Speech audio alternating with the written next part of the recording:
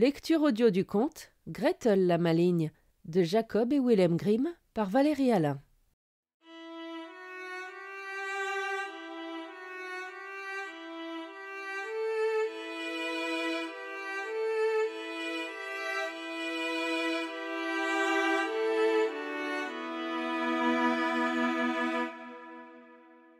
Il était une fois une cuisinière du nom de Gretel, qui portait des souliers à talons rouges, et quand elle sortait, ainsi chaussée, elle se tournait de ci de là toute joyeuse, et elle se disait « Tu es tout de même une jolie fille ». Quand elle rentrait chez elle, comme elle était joyeuse, elle buvait une gorgée de vin, et comme le vin donne envie de manger, elle goûtait les merveilleux plats qu'elle préparait, jusqu'à ce qu'elle soit rassasiée, en disant « Il faut que la cuisinière sache si le repas est bon ». Un jour, son maître lui dit « Gretel, ce soir j'aurai un invité. Prépare-moi 2 poules bien comme il faut. »« Bien, monsieur, » répondit Gretel. Elle tua les poules, les ébouillanta, les pluma, les enfila sur une broche, puis, quand le soir approcha, elle les mit au-dessus du feu pour les faire rôtir. Les poules commencèrent à être bien dorées, et elles étaient bientôt prêtes, mais l'invité n'était toujours pas arrivé. Gretel cria alors à son maître « Si votre invité n'arrive pas, je vais devoir enlever les poules du feu, mais c'est vraiment dommage de ne pas les manger tout de suite, alors qu'elles sont encore bien juteuses. »« Alors je vais aller chercher mon invité moi-même, » répondit le maître. Quand son maître eut le dos tourné, Gretel posa la broche avec les poules, et elle se dit « Cela vous fait transpirer, et cela donne soif, de rester aussi longtemps près du feu. Qui sait quand ils arriveront? Pendant ce temps, je vais faire un saut à la cave pour boire un coup. » Elle descendit l'escalier en courant, porta une cruche à ses lèvres, en disant « À ta santé, Gretel, et que Dieu te bénisse !» Et elle but une bonne gorgée. « Le vin appelle le vin, poursuivit-elle, et il ne fait pas bon s'arrêter. » Et elle en avala encore une bonne lampée. Puis elle remonta, remit les poules sur le feu, les enduisit de beurre, et se mit à tourner joyeusement la broche. Mais le rôti sentait si bon qu'elle se dit « Il faut que je goûte ce rôti. Il pourrait manquer de quelque chose. » Elle passa son doigt dessus et le lécha en disant « Mon Dieu, ce que ces poules sont bonnes! C'est un péché et une honte de ne pas les manger tout de suite. » Elle courut à la fenêtre pour voir si son maître et son invité arrivaient, mais elle ne vit personne. Elle retourna auprès des poules et se dit « L'une des ailes est en train de brûler. Il vaut mieux que je l'enlève et que je la mange. » Elle coupa donc l'aile et la mangea, et elle la trouva à son goût. Et quand elle eut fini, elle se dit « Il faut que j'enlève l'autre aussi, sinon le maître remarquera qu'il manque quelque chose. » Quand les 2 ailes furent mangées, elle retourna regarder si son maître arrivait, mais elle ne le vit pas. « Qui sait, peut-être qu'ils sont allés dans quelque auberge et qu'ils ne reviendront pas du tout, » pensa-t-elle soudain.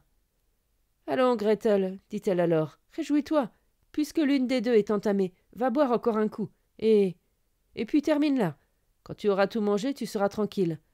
Pourquoi ce délicieux don de Dieu devrait-il se perdre ?»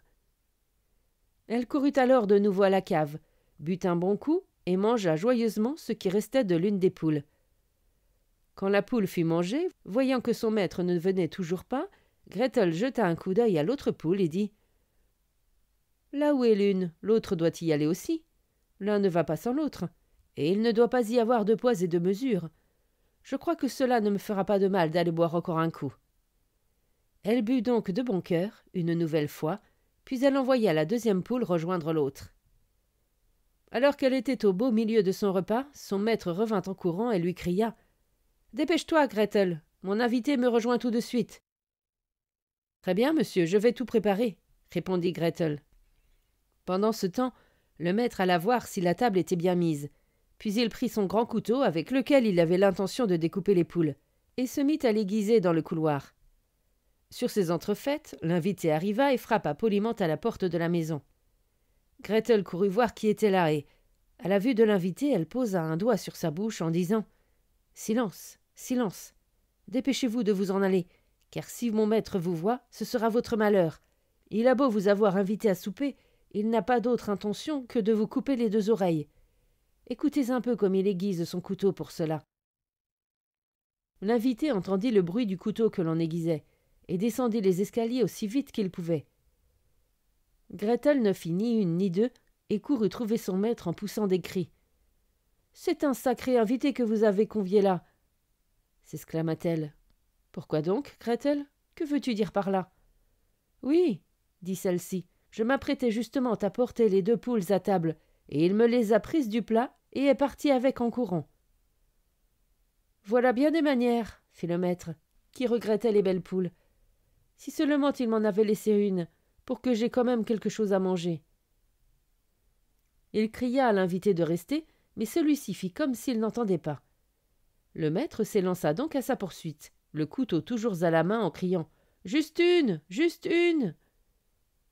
pour dire à l'invité de lui laisser une poule seulement, au lieu de les emporter toutes les 2. Quant à l'invité, il pensait qu'on lui demandait de donner seulement une de ses 2 oreilles, et il courait comme s'il avait le feu au derrière, afin de les rapporter toutes 2 chez lui.